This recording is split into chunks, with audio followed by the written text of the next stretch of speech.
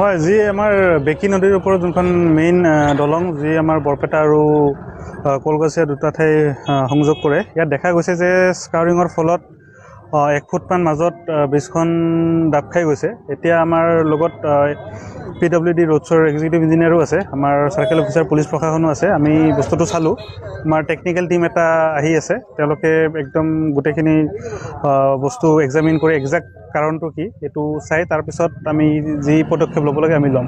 আৰু সদ্যহতে আমি ইমিডিয়েটলি এইটো ব্ৰিজখন এতিয়া বোথ ছাইড বন্ধ কৰি দিম, বোথ হেভি ভেহিকেল আৰু লাইট ভেহিকেল।